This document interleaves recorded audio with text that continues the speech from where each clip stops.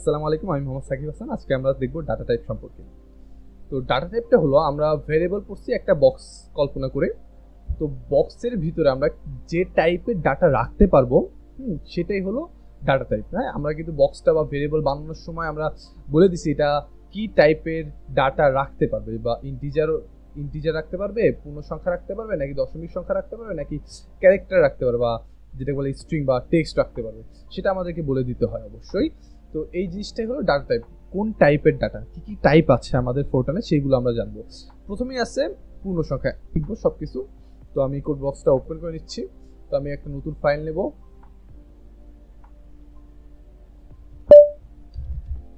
তো আমি এখন বেসিক সিনট্যাক্সটা অ্যাপ্লাই করব।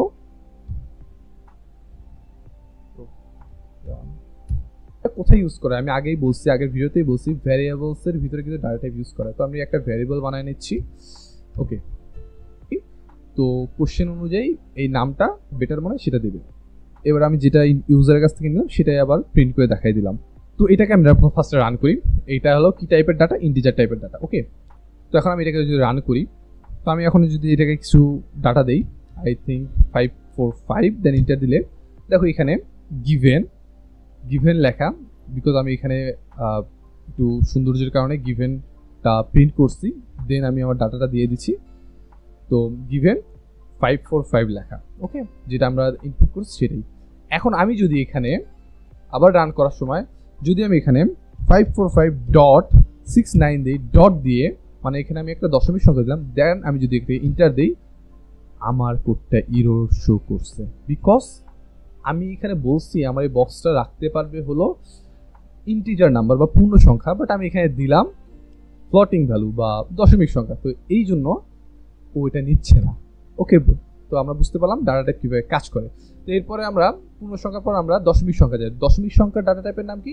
এখানে আমি দিয়ে দিছি রিয়েল নাম্বার। ওকে, তো আমি ইন্টিজারকে এখানে রিয়েল লিখব। ওকে, এবার যদি আমি রান করি, আমি যদি এখানে 15 দেই, 15 ইনপুট দেই, দেখো এখানে গিভেন দেওয়ার পর আমার 15-র পরে শূন্য কিন্তু দিছে। সবাই একটু খেয়াল করো, এখানে কিন্তু অনেকগুলো শূন্য দিয়ে দিছে।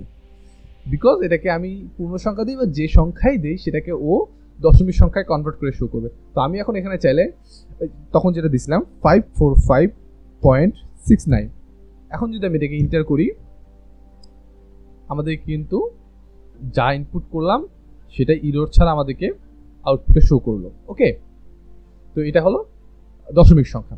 তো এরপর আমি সবাইকে একটা ওয়েবসাইট দেখাবো, এটা হলো টিউটোরিয়ালস পয়েন্ট। এই ওয়েবসাইটটার ভিতরে সব কিছু অনেক ডিটেলে খুব ভালোভাবে লেখা আছে। যে জানতে চাও আরও বেশি ভালো মতো, সেই ওয়েবসাইট রেফারেন্স হিসেবে ইউজ করতে পারো। আমি এই ওয়েবসাইটটাকেই রেফারেন্স হিসেবে ইউজ করছি। তো আমরা দেখলাম এখন রিয়েল নাম্বার। তো এখন এরপরে ডাটা টাইপটা দেখা যাক।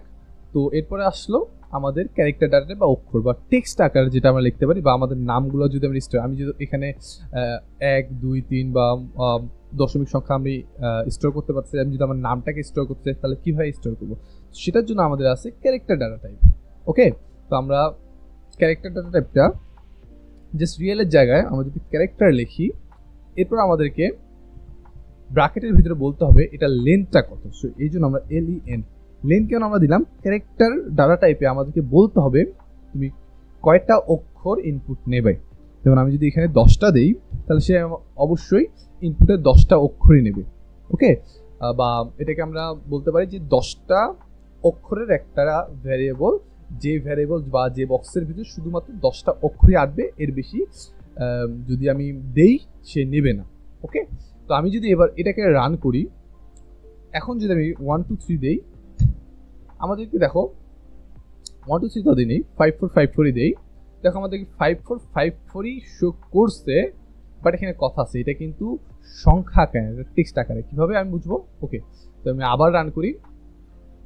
যদি এখন আমি ক্যারেক্টার দিই কিছু, আমার নামটাই দিলাম এমডি, না সাকিব, আমি যদি সাকিব দিলাম, এবার যদি আমি রান করি, ইউ গিভেন সাকিব, বুঝতে পারছো? তো আমরা এখন এখানে ক্যারেক্টারটা ইনপুট করতেছি, এটাকে আমি আবার রান করি। ওকে, আবার রান করার পর যদি আমি এখন এরকম অনেকগুলো ক্যারেক্টার নেই, দেন আমি ইনপুট নেই, দেখো এখানে কিন্তু আমার পুরো ক্যারেক্টারটা দেখায় নাই। এখানে সে নির্দিষ্ট সংখ্যক পর্যন্ত আমাকে ক্যারেক্টার দেখাইছে। হ্যাঁ, তো এখানে এটা গুনলে দেখা যাবে এখানে 10টা আছে, হ্যাঁ এখানে 10টা ক্যারেক্টার ও নিছে, এর বেশি ও নেবে না। আমি যদি এখন পুরোটাকে প্রিন্ট করতে চাইতাম তো আমি এখানে 10টাকে আমি এখানে 20 যদি করে দিতাম, তো আমি যদি এখন রান করি, এখন আমি আর একটু বড় ডাটা প্রিন্ট করতে পারবো। ওকে, এর ভিতরে রাখতে পারবো। তো এটা গেল আমাদের ক্যারেক্টার ডাটা টাইপ। তো এরপর আসছে লজিক্যাল ডাটা টাইপসে। তো লজিক্যাল ডাটা টাইপসটা কি সেটা আমি আমার ভাষায় একটু বলি, এটা আসলে আমরা এখন দেখবো না, আমরা যখন কন্ডিশনাল স্টেটমেন্ট আর লুপস করবো তখন এটা আরো ভালো মতো জানবো। তো এই ব্যাপারটা হলো, আমরা যদি কোনো কন্ডিশন রান করতে যাই, যদি আমরা আগেই যে কন্ডিশনটা ট্রু হোক বা ওই কন্ডিশনটা সত্য হোক, ওই কন্ডিশনটা হোক, তখন আমরা চাইলে আগেই আমরা এই ট্রু কিংবা ফলস এটা আগেই আমরা ভ্যারিয়েবল ভিতরে রাখতে পারি যে হ্যাঁ এটা সত্য কিংবা মিথ্যা। তো এই জিনিসটা আমরা আরও ডিটেলে জানবো। আমরা আপাতত জানি সত্য মিথ্যা প্রমাণ করতে গেলে আমাদেরকে লজিক্যাল ডাটা টাইপ ইউজ করতে হয়, সেটাকে আমরা লজিক্যাল কিওয়ার্ড দিয়েই প্রকাশ করি। ওকে, দেন এরপরে আরেকটা আছে কমপ্লেক্স ডাটা টাইপ, যেটা আমরা জটিল সংখ্যা স্টোর করতে ইউজ করে থাকি ফোরটানে। যেহেতু আমরা বেশিরভাগ ম্যাথ ডিপার্টমেন্টের স্টুডেন্টরাই ফোরটান পড়বো, সেহেতু আমাদের এই কমপ্লেক্স ডাটা টাইপটা অনেক জায়গায় ইউজ করা হয়, বাট এটা খুবই কম ইউজ করা হয়। তো এটাও আমরা একটা আলাদা ভিডিওতে দেখবো, কমপ্লেক্স ডাটা টাইপ, যেখানে আমরা আমাদের জটিল সংখ্যা নিয়ে কাজ করতে পারি।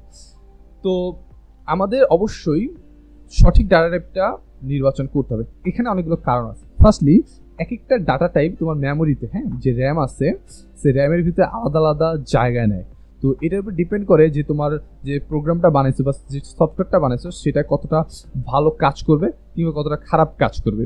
তো এই জন্য সঠিক ডাটা টাইপটা খুবই ইম্পর্টেন্ট। আরেকটা জিনিস, ডাটা টাইপ ভেরিয়েবলসের নামটা খুবই ইম্পর্টেন্ট। হ্যাঁ, ভালো নাম দিলে তো কোড করার সময় নিজেরই খুবই বুঝতে ইজি হয়। তো এই ছিল মূলত আজকের টিউটোরিয়াল। তো সবাইকে আসসালামু আলাইকুম।